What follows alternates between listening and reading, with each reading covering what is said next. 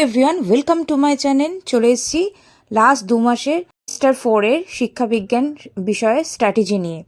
এখনও যদি পরিশ্রম করতে না পারো তাহলে ছেড়ে দাও। 2 মাস চলে গেছে, আর 2 মাস বাকি। যদি 2 মাস তোমরা পরিশ্রম করতে পারো তাহলেই তোমরা এই ভিডিওটি দেখো। Hello everyone, welcome to my channel. আমি দেবিকা সরকার চলে এসেছি উচ্চ মাধ্যমিক সেমিস্টার 4 শিক্ষাবিজ্ঞানের স্ট্র্যাটেজি নিয়ে। 4 সেমিস্টার হতে আর 2 মাস বাকি। চিন্তা করো না, আমি যে 2 মাসের স্ট্র্যাটেজি তোমাদেরকে বলবো, তোমরা যদি সেটি মন দিয়ে করতে পারো তাহলে তোমাদেরকে আমি বলতে পারি যে তোমাদের রেজাল্ট খুব ভালো হবে। চলো আমরা দেখে নিই যে স্ট্র্যাটেজিটা কী। প্রথমেই আমাদের অধ্যায়গুলি সম্পর্কে জেনে নিতে হবে, অর্থাৎ যে 4টি ইউনিট রয়েছে সেটা সম্পর্কে জানতে হবে।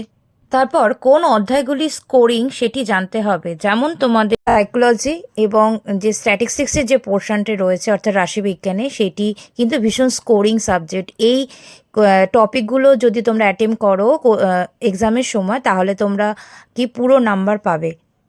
তোমাদের কোশ্চেন প্যাটার্ন সম্পর্কে জানতে হবে, অর্থাৎ কী ধরনের কোশ্চেন আসবে। যেমন তোমাদের 2 নম্বরে কোশ্চেন, 5 নম্বরে কোশ্চেন এবং 10 নম্বরে কোশ্চেন আসবে। কোন ইউনিট থেকে কোন কোন টাইপের কোশ্চেন আসবে সেটি সম্পর্কে জানতে হবে। কোশ্চেন প্যাটার্ন জানার পর তোমরা সেইগুলোকে স্টাডি করবে, কোনো একটি টপিক তুলবে, সেই টপিকটার ডিটেলসে পড়বে। পড়ার পর তোমরা সেটিকে কোশ্চেনের যে অনুশীলন থাকবে সেগুলি নিয়ে প্র্যাকটিস করবে। ঠিক আছে, তারপর 5 নম্বর পয়েন্ট হচ্ছে প্র্যাকটিস করার পর তোমরা নিজেকে সেলফ চেক করবে যে তোমরা জিনিসগুলো কতটা অ্যাওয়ার হতে পেরেছো, বা কতটা তোমরা শিখতে পেরেছো, বা কতটা তোমরা জ্ঞান অর্জন করেছো। তারপর তোমরা সেটি আবার রিভিশন করবে, কোন জায়গাগুলো ভুল হচ্ছে সেটি আবার রিভিশন করবে। চলো এবার দেখে নেওয়া যাক যে এই বিষয়ে কোশ্চেন প্যাটার্ন কীরকম আসবে সেমিস্টার 4-এ। দেখো, তোমাদের ইউনিট 1-এ শিখন ও শিখনের কৌশল রয়েছে। তার মধ্যে তোমাদের 2 নম্বরে কোশ্চেন আসবে একটি। দেখো, এখানে আমি 2 + 10, অর্থাৎ এখানে একটা একটা করে কোশ্চেন তোমাদের অ্যাটেম্প করতে হবে বা কোশ্চেন সলভ করতে হবে। কিন্তু করে 2টো অপশান থাকবে, তার মধ্যে একটি করে চুজ করতে হবে। অর্থাৎ 2 নম্বরে কোশ্চেন 2টি থাকবে, তার মধ্যে একটি লিখতে হবে, এবং 10 নম্বরে কোশ্চেন 2টি থাকবে, তার মধ্যে একটি লিখতে হবে। টোটাল এই ইউনিট থেকে 12 নম্বরে কোশ্চেন আসবে। তারপর দেখো, ইউনিট 2-তে মানসিক স্বাস্থ্য ও মানব কল্যাণ যে টপিকটি রয়েছে, এখানে দেখো টোটাল 7 নম্বরে কোশ্চেন আসবে।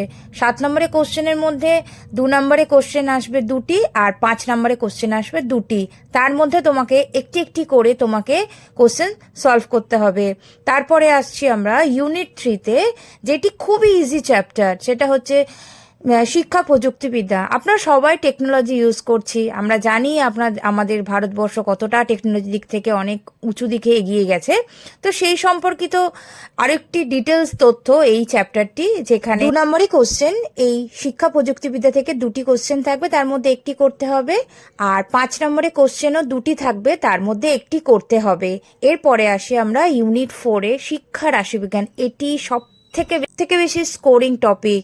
তোমরা কিন্তু এই চ্যাপ্টারটি খুব ভালো করে যাবে।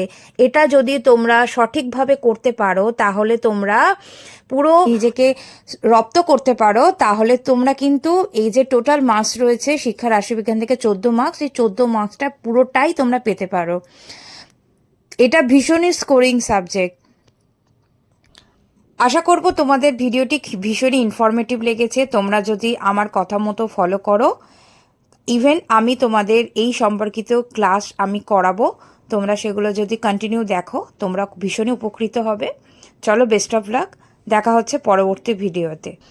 পরবর্তী ভিডিওর জন্য তোমরা অবশ্যই সাবস্ক্রাইব বাটন প্রেস করে রেখো এবং বন্ধুদের সাথে শেয়ার করো, লাইক করো। ধন্যবাদ।